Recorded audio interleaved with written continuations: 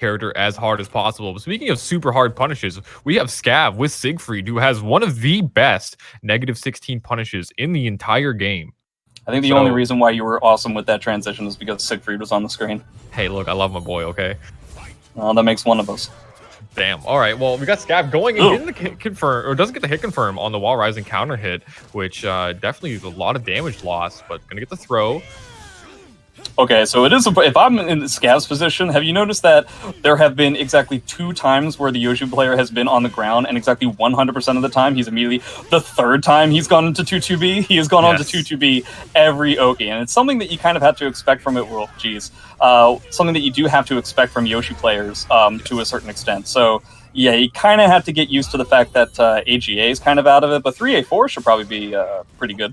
Yeah, so the 2-2B, which is like the uppercut that Yoshimitsu does, the reason why it's so good is it's a fast tech crouching launcher that's only -12 on block and can lead to like a ring out almost anywhere on the stage if Yoshimitsu has meter. So it's a very risky option, or a very like low risk option with super high reward that Yoshimitsu has, and he's kind of trying to come back slowly in this round. Great duck from Scav, but little late on the whiff punish. Yeah, he's not getting his goal. Yeah, okay.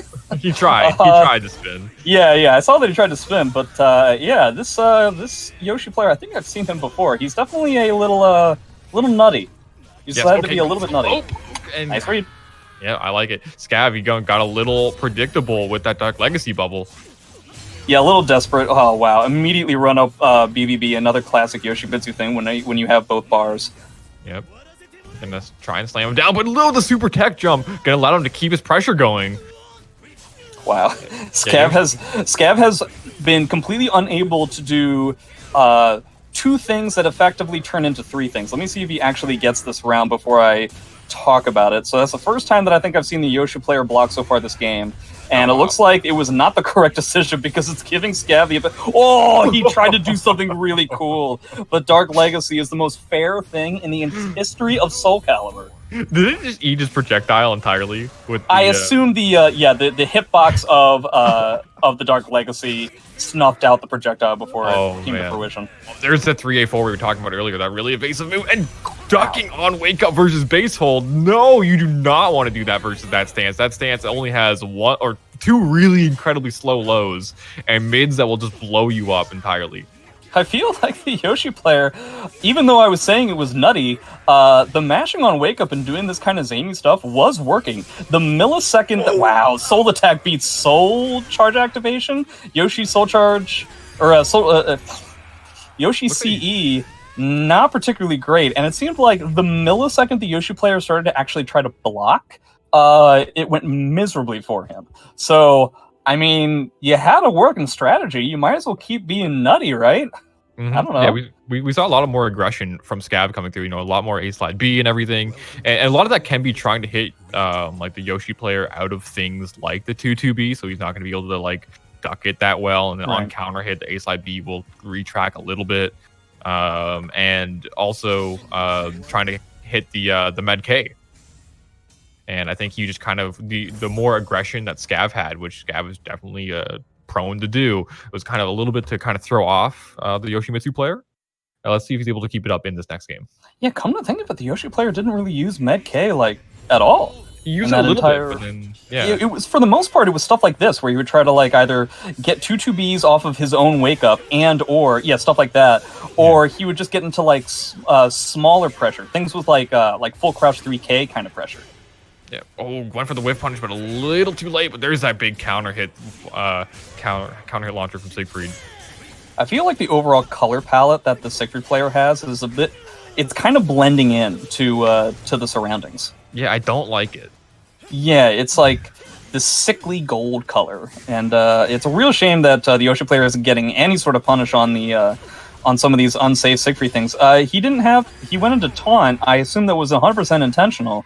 Yeah. But I can't say for sure because I don't play Yoshimitsu, and I never have. Yeah. Okay. Nice. Gonna get the 2-2B again. He's kind of. This was literally the exact same series that we saw last round. The exact same moves in the exact same place with the exact same spacing and timing. Yeah. Almost exactly. You're right. With the 2-2B, is able to deny a lot of the stance pressure from Siegfried. One of the weaknesses is a lot of the options can be sidestepped and tech crouched. And Yoshimitsu obviously having a great one. Nice block from Scav, but a little late on the punish. There we go. So he ends up getting the side. I think he was trying to sidestep the other way and it wasn't working. So I think he's got the correct way to step now. Yeah, there is a counterplay that Scav can do, but I'm not sure if he knows it. He can actually do a delayed Chief Hold K, and it'll actually counter hit the 2-2B, but I'm not sure if he knows about that. Zubaz, correct me if I'm wrong. Doesn't Yoshi have a hard punish to Siegfried's Wall Rising B on block? He can, yes. Yeah, doesn't AA just beat everything? Yes, it does. Okay. Unless he tip ranges it. Sure, again, but that doesn't seem to be the case, yeah. Yeah, is Scav the kind of player to like know about that? I'm not too sure. Wow. I just feel like there are so many situations where if the Yoshi player was mashing AA just incidentally, this would work out a lot more in his favor. Oh wow, because the second hit there of the 6KK, yeah, he was able to hit him with this hell sweep because the second hit, despite Siegfried literally jumping in the animation, he is grounded the entire time. Okay, that was a little bit of an ambitious BBB. Presumably, he wanted to try and catch with the lethal hit. So I appreciate the fact that Scavenger has gone into spending a soul charge just for the sake of spending it.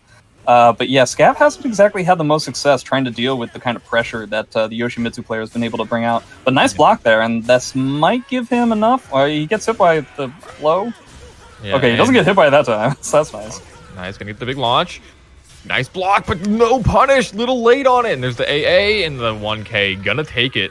Scav getting a little too desperate at the end, dropping his punishes and getting a little predictable again with the Dark Legacy explosion. Yeah, I think because it seems like every single time there is a wake-up situation where Siegfried has Dark Legacy, the Yoshi player is immediately going for a low, which is a pretty typical thing to do, right? That is generally the idea. And so it was working in the first game, and in the second game, it was sort of working sometimes, but then Scav was able to block and punish it a handful of other times. And then we got to the very end, and I think Scav was under the impression that he had conditioned the Yoshi player enough to think like, okay, well, you best not try to do this again. And the Yoshi player was like, nah, I'm gonna keep doing it. I'm pretty content with doing this. You know, it seems like it seems like the least scary option, right? I either eat a -12 block punish or I eat like 60 damage in Oki. Yeah, who cares? Right? Like one of these things is a lot less risky than the other. Yeah. So yeah, there's definitely a lot of stuff that both players can pick up on in terms of the overall patterns that both people are showing, certain tendencies. So for instance, the Yoshi player deciding to not block on his wake up and eating almost half life, make that full life. Yeah, decides to just not block the second part of the string, goes to the grab reset, gets it with the forward throw, even if he had blocked it, and the 3A4 coming in huge with big mid. Unfortunately, you're not Geralt, Yoshimitsu. You can't just tech crouch that just by existing. Yeah, I'm surprised you didn't say Amy there, but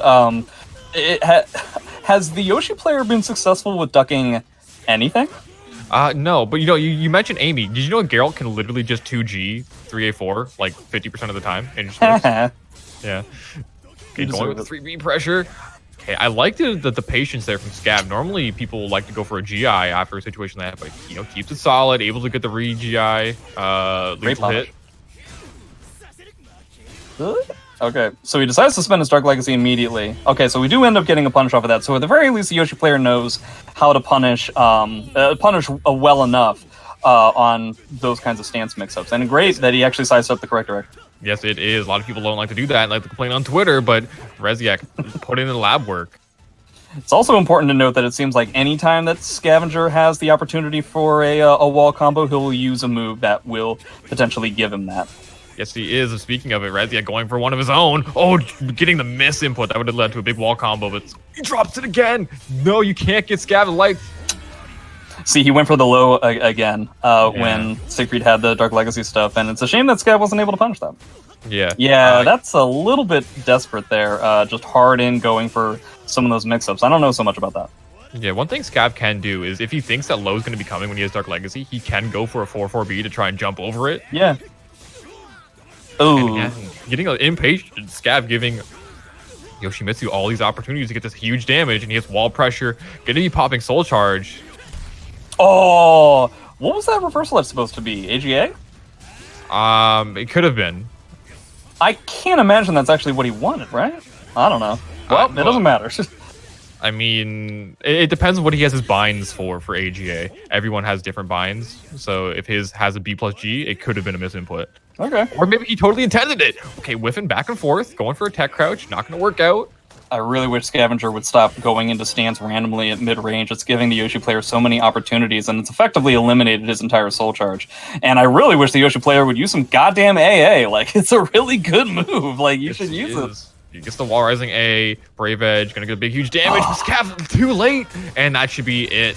Yeah, that's like the third or fourth time that happened in that